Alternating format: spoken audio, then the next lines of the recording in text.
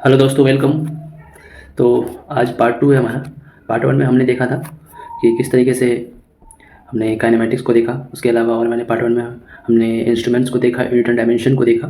तो उसी सीरीज़ को कंटिन्यू करते हुए ये पार्ट टू है, जिसमें हम एक छोटा सा वीडियो बनाएंगे। पर इसमें क्या है ना कि इसमें पिछले बार से ज़्यादा कंटेंट रहेगा।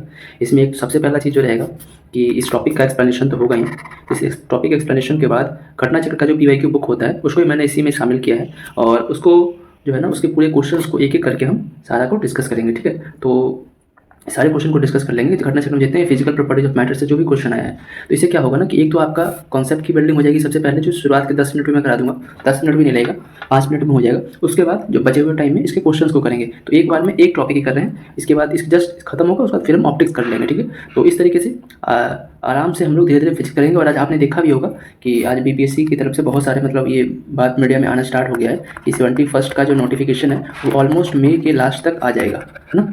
और इसमें सभी लोग बोल रहे हैं कि 1500 के आसपास पोस्ट होगा। बट फॉर माई सोर्सेज, मतलब मैंने जहाँ तक अपने डिपार्टमेंट में पूछा हूँ, तो उसके अकॉर्डिंग जहाँ तक मुझे लग रहा है कि 1200 तो कंफर्म है ना, 1200 प्लस तो कंफर्म सीट है ही है। ठीक है ना, तो इसके लिए तैयारी करना स्टार्ट कीजिए। और साइंस एक ऐसा टॉपिक है जो कि अगर BPSC का, आप सिर्फ BPSC का पेपर देख रहे हो तो उसमें साइंस से आपके 25 से 30 क्वेश्चन आते हैं ना, तो ये बहुत ही इंपॉर्टेंट है। उसके अलावा BPSC 71 हो गया। आप सुना होगा BPSC का ही एक अलग से एक और एग्जाम होने वाला है, ASO का एग्जाम होने वाला है ना, असिस्टेंट सेक्शनल ऑफिसर। ये BPSC का ही, इसका पहले ना 2022 में एग्जाम हुआ था असिस्टेंट के नेम से, सिर्फ असिस्टेंट नेम से सेम एग्जाम हुआ था। तो इसमें क्या था ना कि इसमें अप्रॉक्स 24 या 25 सीट्स थे।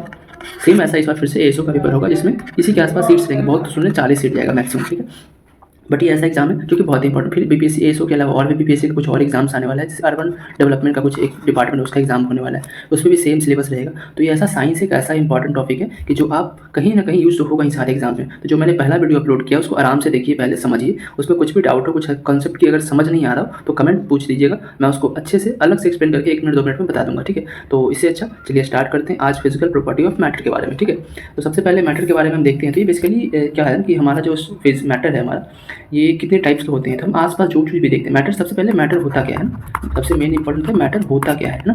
तो मैटर जो भी हम आसपास में देख रहे हैं, सॉलिड हो गया, लिक्विड हो गया, गैस हो गया।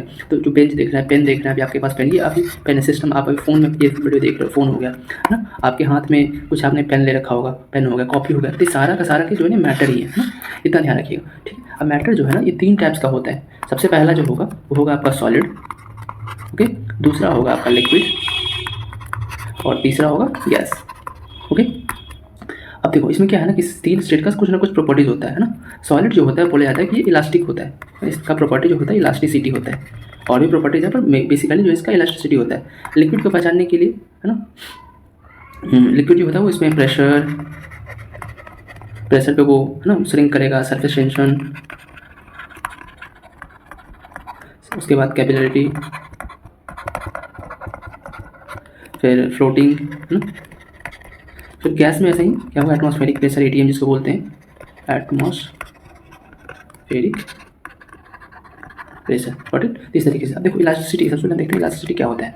तो इलास्टिसिटी बेसिकली क्या है ना कि आप देखते हो सॉलिड के बारे में। सबसे पहले सॉलिड का क्या है ना कि एक डिफरेंट शेप एंड साइज होता है ना। सॉलिड का डिफरेंट शेप एंड साइज होता है। हाँ, भले उसके ऊपर हम प्रेशर लगाएंगे, उसके ऊपर कुछ ऐसा फोर्स अप्लाई करेंगे तो उसका शेप चेंज हो जाएगा, बट उसके बाद फिर थोड़ा सा रीगेन करने का स्टार्ट करेगा। रीगेन करेगा पूरी तरीके से कर भी सकता है, नहीं भी कर सकता है। तो ये जो हम किसी भी बॉडी पे फोर्स लगाएं, ठीक है, तो ये क्या है ना कि अपने नॉर्मल शेप में आना चाहता है, तो उसी प्रॉपर्टी को हम इलास्टिसिटी, इसका डेफिनेशन अगर देखें इलास्टिसिटी का अच्छे से अगर लिखना चाहो तो elasticity the property of any substance by which it tries to gain its normal shape after being stretched or compressed is called elastic। तो जैसे ये हमारा क्या बोल सकते हैं, अच्छा एक हो गया हमारा ये कुछ है ऐसा, ठीक है। जब एक नेल्स देखा ना आपने, कांटी लोहे की होती है, तो उसको वो एक सॉलिड हो गया। अब इसको क्या करते हैं, इसको प्रेशर लगाते हैं तो दबता है, खींचते हैं थोड़ा सा, पूरा प्रेशर लगाते हैं तो खींचेगा भी, इसको प्रेशर लगाते तो दबेगा, खींचना। फिर बाद में क्या होगा ना, थोड़ी देर बाद ये अपने आप का नेचुरल पोजीशन में आना चाहेगा। तो उसी जो नेचुरल पोजीशन में आने की जो प्रोसेस है ना, उसी को बोलते हैं प्रॉपर्टी है, उसी को बोलते हैं इलास्टिसिटी। तो इसको एबिलिटी ऑफ एन ऑब्जेक्ट और material to resume its normal shape after being stretched और कंप्रेस्ड इज कॉल्ड इलास्टिक। और देखो इसमें क्या है ना कि चलो बताते हैं, इलास्टिसिटी 2 तरीके से हो सकता है। एक तो होगा, पहला जो होगा इलास्टिसिटी वो परफेक्टली इलास्टिक सब्सटेंस में, परफेक्टली इलास्टिक सब्सटेंस, ओके। और इसमें क्या है ना कि मैटर को जैसे हम लगाएंगे, प्रेशर देंगे या फिर कंप्रेशन करेंगे, तो अपने अपने जो शेप है ना परफेक्टली रूप से आ जाएगा, जब जैसा ये कांटी था वैसा का वैसा ही अपने आप हो जाएगा। बट ये बहुत ही कम पॉसिबल है, मतलब कुछ नेग्लिजिबल 1-2 सब्सटेंस है जो पूरी तरह से अपना पोजीशन गेन करता है। तो कोई भी चीज़ परफेक्टली इलास्टिक नहीं हो सकता है, ठीक है। उसका दूसरा प्रॉपर्टी होता है perfectly plastic, perfectly plastic substance, ठीक है। अब ये क्या होता है कि जब हम इसको नॉर्मल शेप में लाना चाहते हैं, बट ये है ना क्या होता है हमेशा के लिए डिफॉर्म हो जाता है, कभी अपने नॉर्मल शेप में आ ही नहीं पाता है ना। जब हम जब ये है जैसे कि मानिए हथौड़ा, इस हथौड़ा को चापेंगे मतलब ये ऐसा हो गया, तो ये कभी इस शेप में इस मतलब यहाँ से कुछ चेंज ही नहीं हो सकता है, तो ये भी पॉसिबल नहीं है। तो कोई भी जो ऑब्जेक्ट है वो ना तो परफेक्टली इलास्टिक हो सकता है ना ही परफेक्टली प्लास्टिक हो सकता है, हम इन दोनों के बीच में हम करते हैं। तो है ना कोई भी मैटर जो होता है ना ही परफेक्टली इलास्टिक होगा ना ही परफेक्टली प्लास्टिक होगा। हम क्या होता है कोई मैटर इन दोनों के प्लास्टिसिटी और इलास्टिसिटी के बीच में लाई करता है, ओके। और अगर हम कैसे देखें ना तो परफेक्टली इलास्टिक के रूप में हम बोल सकते हैं क्वार्ट्ज, परफेक्टली इलास्टिक। अगर कुछ एग्जांपल है पूछे परफेक्टली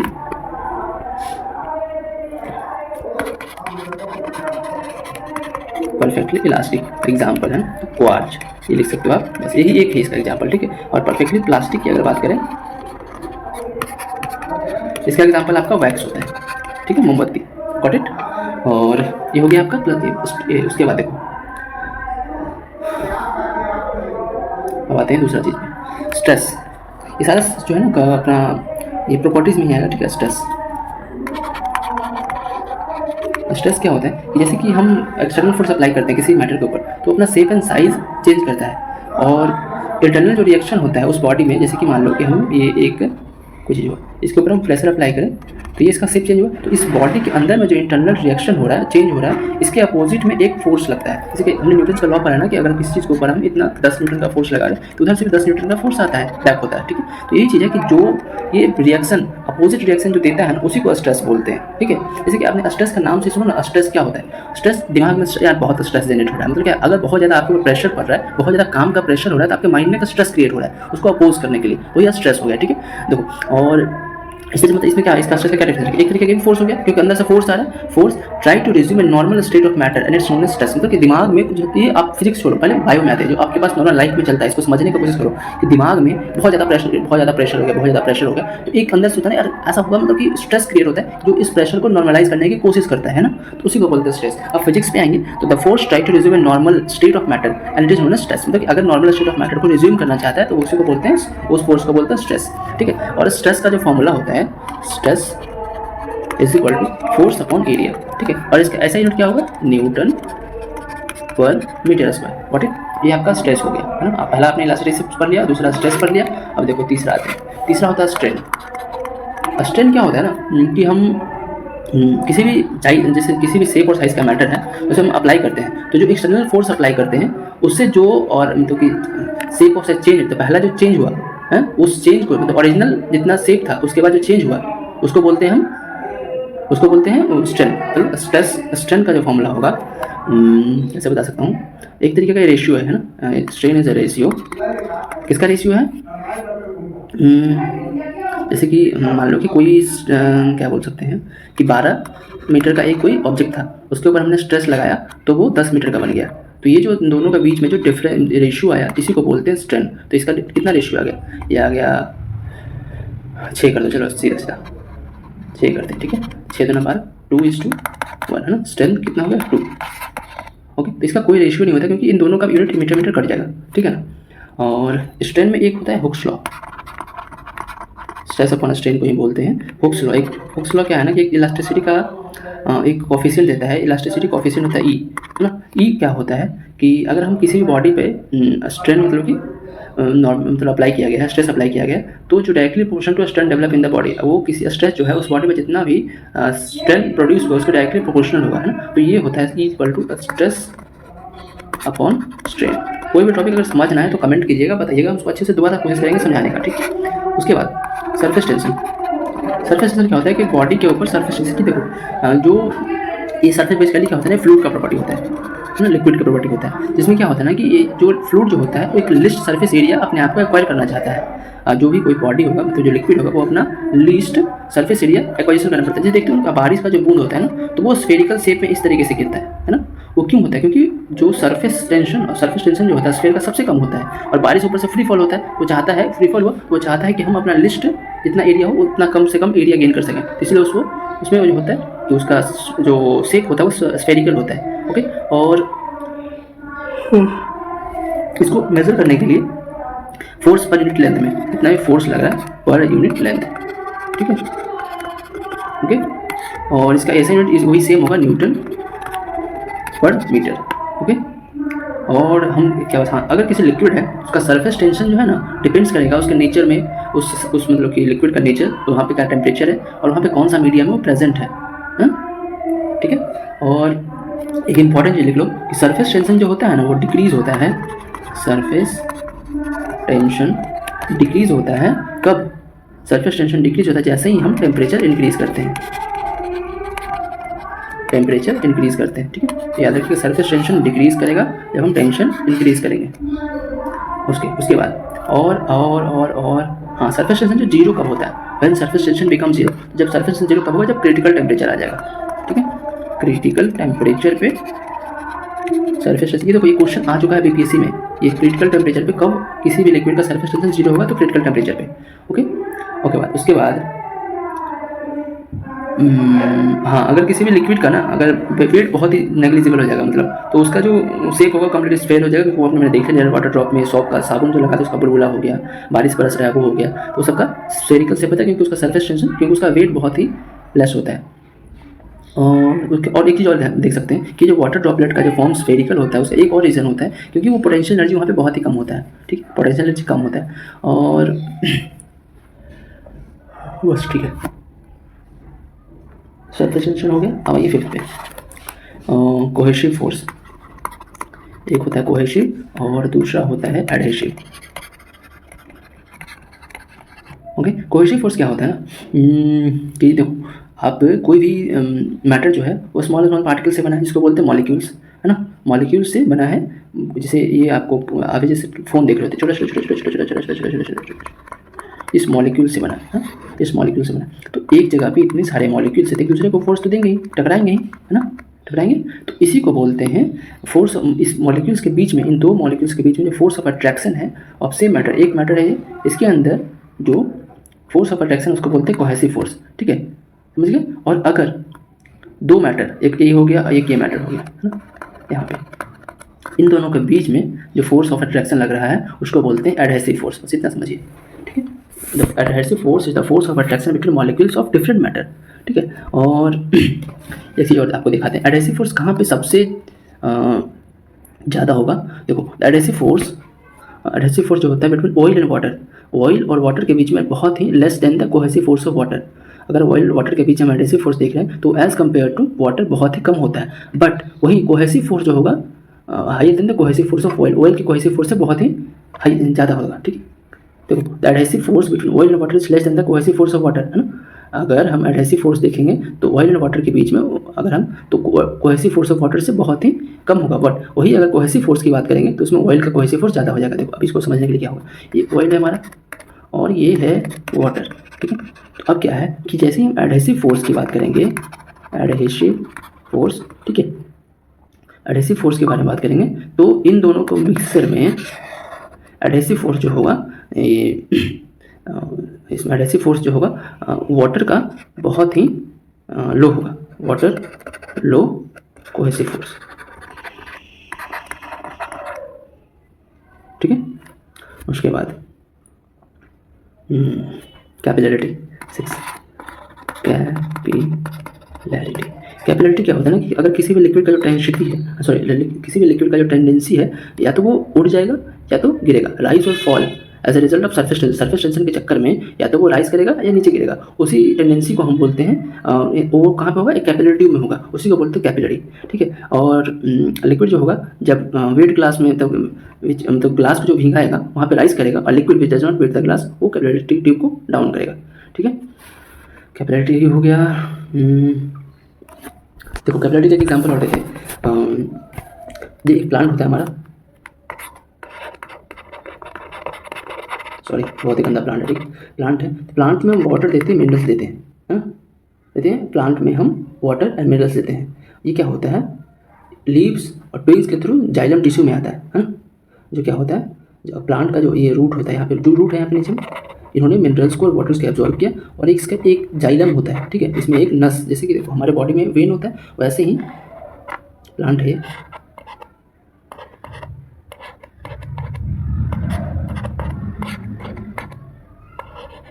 प्लांट है, ये रूट, ठीक है। तो यहाँ पे हम वाटर और मिनरल्स ऐसे ही देंगे, तो ये यहाँ पे क्या है ना, इसमें फूड, ये जाइलम है, जाइलम एक तरीके का वेन, जैसे ये इस यूट्यूब चैनल का क्या नाम है, वेन ऑफ बीपीएससी, है ना, वेन ऑफ बीपीएससी, है ना। वैसे ही हमारे बॉडी में भी वेन होता है, वेन ऑफ ह्यूमन, है ना, वैसे ही वेन ऑफ प्लांट भी होता है, उसको क्या बोलते हैं, जाइलम।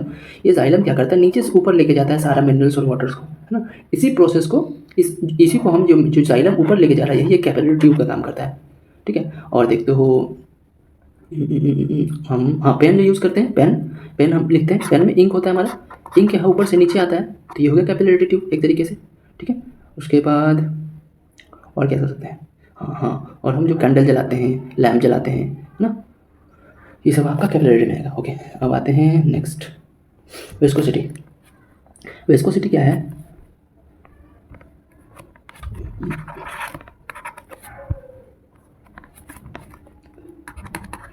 विस्कोसिटी ये क्या है ना, कि एक हम लिक्विड का प्रॉपर्टी होता है, और अगर ये जितना फ्लो करता है, जितना हाईली रूप से फ्लो करेगा उतना कम विस्कस होता है ना, उसके मतलब कि जितना विस्कस मतलब फ्लो करना एक तरीके से हो गया, ठीक है। और इसको कैसे हम बता सकते हैं, जितना उसको, हाँ देखो आपको सीधा बता, वाटर जो होता है ना, वाटर के पास वाटर जो होता है लेस विस्कस होता है, ऐसा समझो, और जो हनी होता है ना, हनी हाई विस्कस होता है, हनी के पास हाई विस्कस होता है, और वाटर के पास लेस विस्कोसिटी होता है। और जैसे ही हम टेम्परेचर बढ़ाएंगे, विस्कोसिटी उसका कमता जाएगा, टेम्परेचर बढ़ाएंगे तो हनी धीरे धीरे पिघलना स्टार्ट होगा, पिघल के धीरे धीरे वो और लिक्विफाई हो जाएगा, तो वो उसका विस्कोसिटी कमता जाएगा, ठीक है, इस तरीके से। और लिक्विड में, हाँ, गैस में भी विस्कोसिटी होता है, और गैस में अगर हम टेम्परेचर बढ़ाते हैं तो उसका विस्कोसिटी बढ़ते जाता है, और सॉलिड में तो विस्कोसिटी होता ही नहीं, ठीक है। ये हो गया आपका विस्कोसिटी। विस्कोसिटी बस इतना याद रखिए कि जो ज़्यादा फ्लो करेगा, जितना ज़्यादा फ्लो करेगा वो उतना कम विस्कस होगा, ठीक है। उसके बाद प्रेशर। प्रेशर तो आपको पता ही होगा क्या होता है, फोर्स अपॉन एरिया, ज़्यादा कुछ करना है नहीं। और इसका एसआई आपको पता होगा, न्यूटन मीटर पर मीटर स्क्वायर, ठीक है। उसके बाद और कुछ तो नहीं है, ठीक है, इतना कर लिए। फिजिकल प्रॉपर्टी आते हैं इसके PYQ में, ठीक है। देखो पहला क्वेश्चन देखो, spherical form of raindrop is,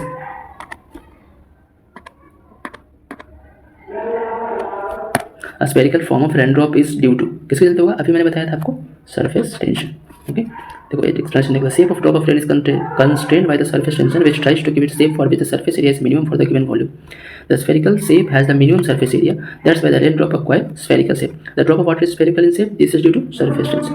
The raindrop are spherical because of, बताइए, they fall from high, नहीं, they are resistance over the surface shape. The tendency of liquid drop to contact and occupy minimum area is due to surface tension. Oil sprayed on water surface because of, oil is denser than water, नहीं, oil is less denser than water, tension की बात ही नहीं हो रही है।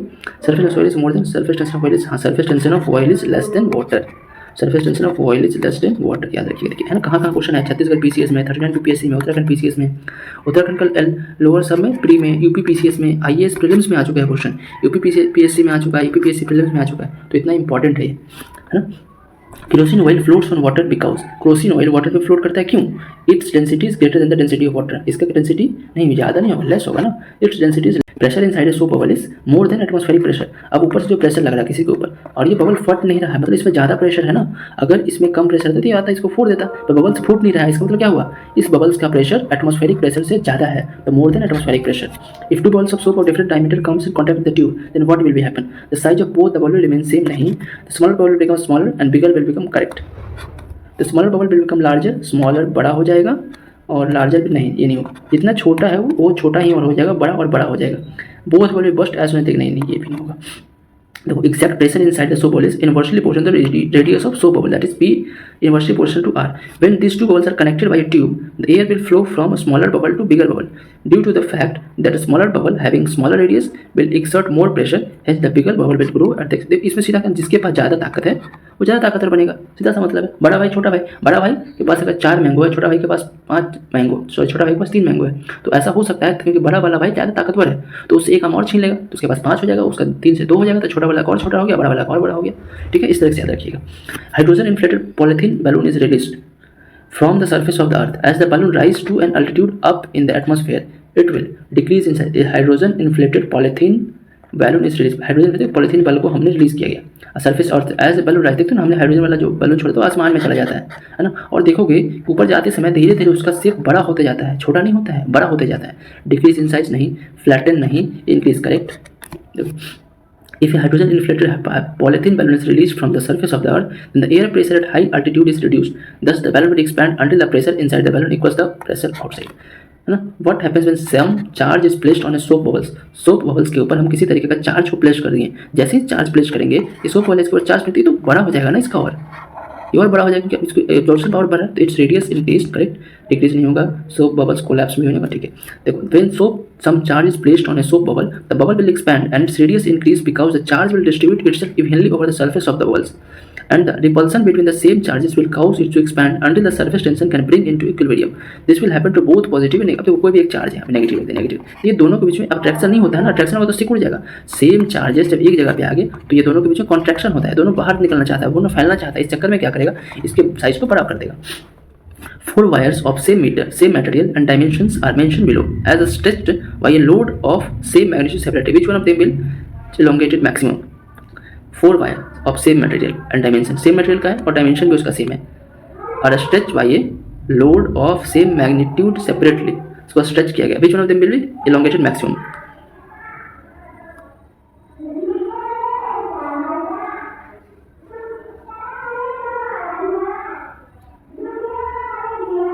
Wire 1, अच्छा, ये बीच वन ऑफ द मिल कौन सबसे ज़्यादा मैक्सिमम इलोंगेट करेगा?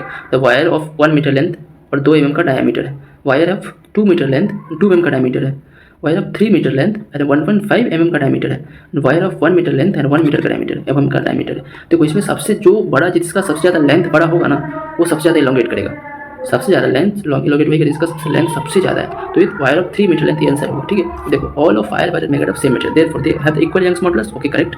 Young's modulus upon force upon area upon del L upon L, ये stress upon strain upon is equal to FL upon A del FL upon pi r square del L.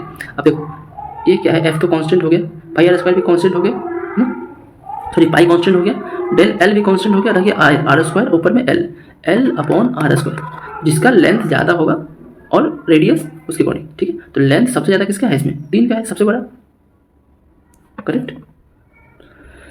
हाँ, next पे आते हैं। If consider the following, if there were no phenomenon of capillarity then it would be difficult to use a kerosene lamp. Kerosene lamp का use करना difficult होता अगर capillarity होता, correct बात है। One would not be able to use a straw to consume a soft drink, one would not be able to use a straw to consume a soft drink. में तो हम खुद से लेते हैं, ऊपर खींच लेते हैं ना, ऐसा थोड़ी कि हम इसमें करते हैं। अगर स्ट्रॉ लगाते हैं तो क्या करते हैं, स्ट्रॉ जैसे मुंह में लगाएं, नीचे नारियल पानी लगाएं तो क्या अपने आप खींचता है, हमको ऊपर से खींचना पड़ता है, तो ये तो नहीं होगा, दूसरा हटा दो। The blotting paper would fail off function, हाँ ब्लोटिंग पेपर फंक्शन नहीं कर पाएगा, करेक्ट बात है। The big trees that we are see around, ये तो हमने बताया जाइलम, तो 1, इसमें 2 हटा दो, ऑप्शन 2 कहाँ, ये यहाँ पे 2 है, गया, इसमें 2 नहीं है, इसमें 2 नहीं है, इसमें है, तो आंसर बी, ठीक है। For which of the following capillarity is not the only reason, सिर्फ कैपिलरिटी रीजन नहीं है, बताइए। ब्लोटिंग ऑफ इंक, इसमें सिर्फ और सिर्फ चाहिए, कैपिलरिटी नहीं रहेगा तो हो ही नहीं सकता, तो ये तो होगा ही, तो ये आंसर नहीं होगा। राइजिंग ऑफ अंडरग्राउंड वाटर भी, अगर अंडरग्राउंड वाटर राइज हो रहा है तो ये भी नहीं होगा, ओनली पूछ रहा है, नॉट द ओनली रीजन, उसमें और भी रीजन हो सकता है। Spread of water drop on a cotton cloth, spread of water drop on, नहीं तो फैल जाएगा अपने आप। Rising of water from the root of plant, हाँ ये जरूरी है, इट इज द, ये ओनली रीजन नहीं है, ये सब ओनली रीजन है, बट ये जो है we can find several examples of capillaries in our daily life such as bloating, softening by bloating paper, rising of underground water, खुद से उस कैपिलरिटी से पड़ता है। spread of water drop on a cloth, rising of corrosion in the wick of a lamp, but capillarity is not the only reason for rising of water from the roots of a plant to a foliage. Apart from this, transpiration and cohesion is also responsible for this process. Corrosion rise in the wick of the stove is due to, बस पता हो जाना चाहिए आपको, surface tension इसका option कहाँ है। In a capillary tube, a fluid rise more as compared to water, it is due to surface tension. Fluid is more viscous, temperature of fluid is more than, नहीं, surface tension of fluid is less than that of water, हाँ surface tension, ठीक है। surface of fluid is more than that of, नहीं, surface tension of fluid is less than that of water, नहीं, ये नहीं होगा, surface tension of fluid is more than that of water, correct। In a capillary tube, liquid rises in proportion with its surface tension, the liquid which has more surface tension would gain more height, ठीक है। When an air bubbles at the bottom of lake rises to the top, so भाई यार size बड़ा हो जाएगा। While traveling by plane, the ink of plane starts to come out, क्यों, वही air pressure, due to decrease in air pressure. इन automobile hydraulic brake works on Archimedes principle नहीं, Newton law नहीं, बर्नौलीज प्रिंसिपल, पास्कल। देखो Archimedes principle क्या होता है देख लेते हैं ना। आर्किमिडीज प्रिंसिपल क्या होता है ना, एक तरीके से ये है ना अपवर्ड फोर्स है। क्या करता है बॉडी को, जैसे ही हम बॉडी को डालते हैं ना तो फुल, जब हम बॉडी को, किसी भी बॉडी को पानी में हम डालते हैं, ठीक है, तो जब पानी में डालते हैं तो बॉडी को ऊपर फेंकने की कोशिश करता है, उसी को बोलते हैं आर्किमिडीज प्रिंसिपल, ठीक है। जब वो पूरी तरह से हो या आधे रूप से डूबा हुआ हो तो। और ये जो है ना कितना, जैसे क्या होता है ना, मान लीजिए ट्यूब है, इसमें हम एक लकड़ी का डब्बा डालें, पानी यहाँ तक भरे, तो ये जिसका जितना इसका वेट होगा ना उतना पानी को डिस्प्लेस कर देगा, इसी को बोलते हैं, इसको आर्किमिडीज प्रिंसिपल में आता है, ठीक है। और इसका कुछ लॉज होता है फ्लोटेशन का, जो आर्किमिडीज ने दिया था, ठीक है। आर्किमिडीज ने कुछ लॉ दिया था इसका, क्या था, हाँ, जब सॉलिड को हम लिक्विड में डालते हैं तो उस पर दो फोर्स एक्ट करता है। एक तो हो गया तो वेट हुआ सॉलिड का परपेंडिकुलर रूप से अंदर की ओर, और एक अपथ्रस्ट फोर्स होता है लिक्विड का जो बाहर की ओर फेंकता है, और दोनों परपेंडिकुलर डायरेक्शन में होता है, करेक्ट। और जो एफ का जो वैल्यू होगा ना, वो जो वेट ऑफ लिक्विड जो डिस्प्लेस करेगा सॉलिड उतना ही होगा। और सिंकिंग और floating of an object liquid जब है, वो रिलेटिव वैल्यू जो होगा दोनों फोर्सेस का, वो जो उसका जो कंडीशन बनेगा ना, जैसे वेट हो गया ग्रेटर देन फोर्स, ठीक है। और जब वेट का वैल्यू फोर्स से बड़ा है तो ये इनवर्ट काम करेगा, और इससे क्या होगा, ऑब्जेक्ट सिंक कर जाएगा। ऑब्जेक्ट सिंक, वेट फोर्स से ज़्यादा हुआ तो इनवर्ट घूमेगा और सिंक कर जाएगा। और वहीं अगर W is equal to F है तो ऑब्जेक्ट फ्लो करेगा, और जहीं W is less than F है तो ये फ्लोट नहीं करेगा, ऊपर में ऑब्जेक्ट सबसे ऊपर आ जाएगा, फ्री फ्लोटिंग स्टार्ट हो जाएगा। ओके, ये आर्किमिडीज प्रिंसिपल इंपॉर्टेंट था। न्यूटन आपने पढ़ा होगा, बर्नौलीज का लॉ पढ़ा होगा, पास्कल्स लॉ, हाइड्रोलिक ब्रेक से पास्कल्स लॉ करता है। A certain form barometer reading indicates that the weather will be stormy weather, rainy weather, cool dry weather, hot and stormy weather. Barometer ना pressure, barometer pressure, stormy weather. कहाँ exam आया, देखो UPPCS में पूछा, IAS में पूछा है, और क्वेश्चन देखो झारखंड पीसीएस में आया, करना होगा। Consider the figure of fountain with 4 holes given below. 1 2 3 4 है, इसमें 4 बने। Which one of the hole in the fountain with throw the water farthest. सबसे ज़्यादा दूर कौन सा फेंकेगा, आते ये यार, जो सबसे नीचे है उस पर ज़्यादा प्रेशर लग रहा है, सबसे ज़्यादा दूर यही फेंकेगा, ठीक है। इसका आंसर फर्स्ट होगा डी। इसका फॉर्मूला देख लो, according to Torricelli's law velocity of flux. इस सब की जरूरत नहीं है, कोई भी लॉजिक लगाओगे तो भी इसका आंसर आपका अपन पता होना चाहिए।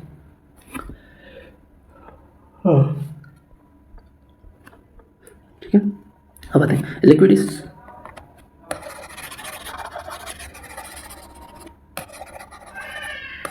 जो कुछ भी इंपॉर्टेंट लगे नोट करते चले जाइएगा, ऐसे कहिएगा तो मैं इसका PDF डाल दूंगा ग्रुप में। Liquid is flowing in a streamlined manner through a cylindrical pipe along with a section containing the axis of the pipe. The flow profile will be, देखो लिक्विड है स्ट्रीमलाइन मैनर में flow कर रहा है cylindrical pipe में, ठीक है।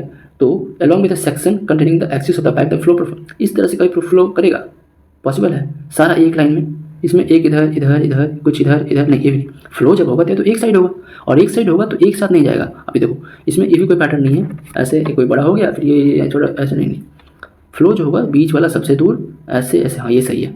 In steamer motion speed of layout of liquid is lowest near the pipe, pipe के पास लोएस्ट हो गया, ठीक है। As moves away from the pipe the motion of layer gradually increases, ठीक है। देखते हो ना पाइप, पानी आता है ना इस पाइप से, तो सेंटर वाला दूर इधर से पास ऐसे रह जाता है, ठीक है। Option D. When the rise of temperature the viscosity of liquid, मैंने बताया ना विस्कोसिटी के बारे में, टेम्परेचर बढ़ाएंगे तो क्या होगा, विस्कोसिटी डिक्रीज हो जाएगा। देख लो टेम्परेचर 10 पे इतना, 20 पे इतना, जितना बढ़ाएगा उतना कमता जाएगा। ये सब याद रखने वाला चीज़ है, okay. Highest viscosity among the following, सबसे ज़्यादा हाईएस्ट विस्कोसिटी किसका होगा, वाटर का सबसे कम होता है, air, blood, Honey. Viscosity is measure of resistance of fluid to overflow. A fluid that is highly viscous at high resistance, like having more friction and flow slower than a slow viscous fluid. Which is the fluid more viscous? फिर से पूछ रहा है, यहाँ पे क्या पूछ रहा था, हाईएस्ट विस्कोसिटी, ये भी हाईएस्ट विस्कोसिटी, ठीक है। किसका सबसे ज़्यादा हाईएस्ट होगा, सबसे ज़्यादा हाईएस्ट विस्कस किसका होगा, बताइए। सही आंसर, कोई डाउट नहीं होना चाहिए। कहाँ पूछता है, 66 PPSC में, उत्तराखंड लोअर सब डिवीजन में क्वेश्चन देख लो कहाँ से आ रहे हैं। With the increase of temperature, the viscosity of glycerin increase. With the increase of temperature, viscosity of glycerine, नहीं टेम्परेचर के साथ ग्लिसरीन का विस्कोसिटी कमेगा, बढ़ेगा थोड़ी, तो पहला ही गलत हो गया। तो ए इज फॉल्स में एक ही ऑप्शन इसमें रहता है, देखो आंसर ऐसे, raise of temperature increase, kinetic energy of molecules correct. Viscosity of liquid tends to decrease as temperature increases, okay. The surface of lake is frozen in several winter but the water at its bottom is still liquid, why.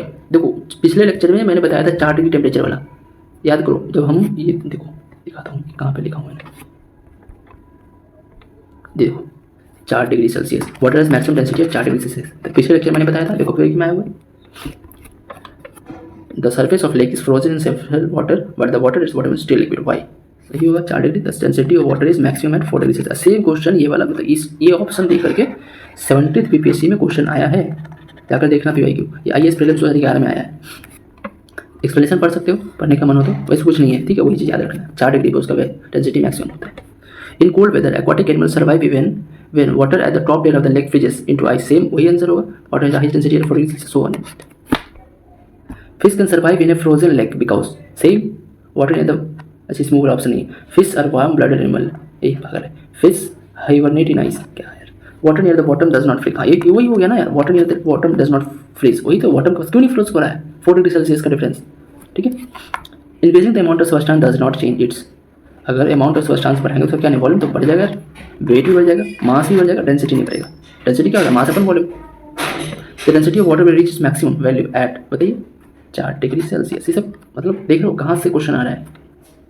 Eight which temperature density of water is maximum, बताओ। Maximum density of water is at, हाँ ये बताओ 270 degree से। ये कैसे आएगा, देखो 4 degree का होता है ना यार, है ना, और 4 डिग्री सेल्सियस होता है, उसको केल्विन में बदलेंगे, केल्विन में दिया हुआ है तो एक कितना होता है, C+273 होता है ना, C+2 4+2 227, कुछ नहीं है, बस उसी को 4 को इसमें कन्वर्ट कर दिया सेल्सियस को केल्विन में। Assertion, a iron ball floats on mercury but gets immersed in water, okay ठीक है। A iron ball floats on mercury, iron ball floats on mercury but get immerse water में वो डूब जाता है। The specific gravity of iron is more than that of, नहीं specific gravity of iron is more कैसे हो जाएगा mercury से, हाइयर होता है ना आयरन का, तो ये फॉल्स हो गया, आर फॉल्स हो गया, R is not a correct, नहीं ये आर करेक्ट नहीं, R is false, H2 C. Iron ball floats on mercury but gets immersed in water because the relative density of mercury is greater than the relative density of iron. However, iron has a higher density than water. Why does an iron nail float on mercury? Same thing बताओ, iron has greater density than water and lesser than mercury. A needle sinks in water whereas a ship made of iron float on same answer, ठीक है, क्यों होगा देख रहे हो जाकर, relative density. An iron needle float on a surface, यार वही same question sir. While lifting a bucket of water from the well, we feel that the bucket, जब हम निकालते हैं ना पानी को, तो अभी ग्रेविटेशन नीचे से लग रहा है ना, एक तो आप पानी 10 kg एक कप बकेट है, उसको आप ऊपर खींच रहे हो, तो क्या वहाँ पे नीचे पे ग्रेविटेशन लगते रहता है हमेशा, तो वहाँ पे क्या लगेगा ना कि आप तो ये उठा ही रहे हो 10 kg, साथ में ग्रेविटेशनल फोर्स को भी पुल कर रहे हो आप, become heavy of the surface of water. Surface जहाँ पानी रहेगा तो वहाँ पे ग्रेविटेशन नहीं, वहाँ पे कम लगेगा, ठीक है, पर जैसे वाटर से बाहर निकलेगा उसका बिकम लाइटर तो नहीं होगा, ठीक है। 200 gram of water is fill in weightless balloon, it weight in water will be, 200 gram of water is fill in weightless balloon, water पे जीरो हो गया यार, weight of volume water, water मैंने सरफेस 200 में 200 पर zero. A cloud floats in the atmosphere because of their low density. While floating in a sea, what parts of iceberg is above the surface of the sea? ये होता है 1/9। देखो, when pure water changes into the ice at 4 degrees Celsius, the density of ice so formed is 9/10 of the density of water. Therefore, in pure water, 90% part of the ice must be below the surface of the water, and remaining 10% part must be above the surface. Sea water has high density water, but the ice formed by it is pure and not salty. Therefore, while floating in sea, about 1/8 to 1/9 part of an iceberg is above the surface of the sea. Okay, 1/8 option में 1/9 option है। An ice cube is floating in a glass of water. What happens to the water level when the ice melts? Increase होगा सीधा, बताओ होगा increase।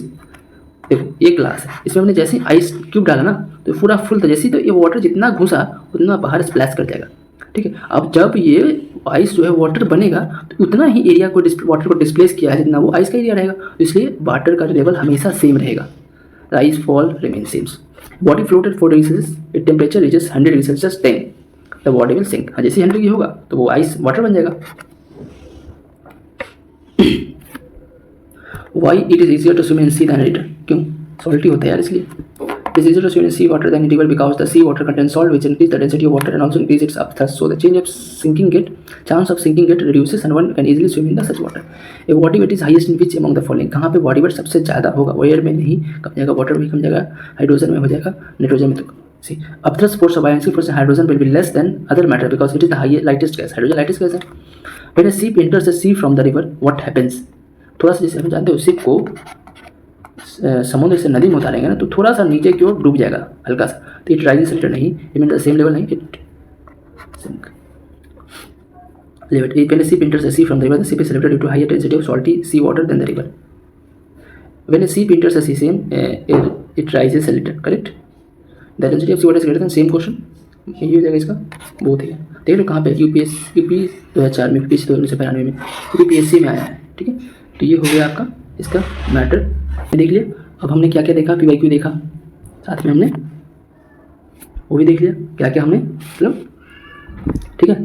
PY की तो देखा ही देखा, और साइंस के बारे में हमने सब कुछ सीख लिया। सॉलिड, लिक्विड, गैस, उसमें क्या क्या चीज़ होता है, viscosity, stress strain, surface tension, cohesive force, adhesive force, ये सारा क्वेश्चन आता है। और इसको जितना अच्छे से रिवाइज करोगे आप, जितना पीवाई लगाओगे उतना फायदेमंद होगा, ठीक है। चलिए हाँ, तो देखते रहिए। दूसरा पार्ट है, तीसरा पार्ट जल्दी आएगा, थर्ड पार्ट जो है कल तक आ जाएगा, रिलीजिंग, ठीक है। थर्ड पार्ट में पता क्या रहेगा, सबसे इंपॉर्टेंट टॉपिक फिजिक्स का, जिससे बहुत ही भर भर के क्वेश्चन आता है, ऑप्टिक्स। मिरर वाला क्वेश्चन पता है ना, मिरर का क्वेश्चन जो होता है, लेंस, ये सारा कुछ इसी में रहेगा। थर्ड पार्ट नोटिफिकेशन ऑन रखिए, अपने जो भी कम्युनिटी उसमें शेयर करते रहिए, और ठीक है, चलिए ओके।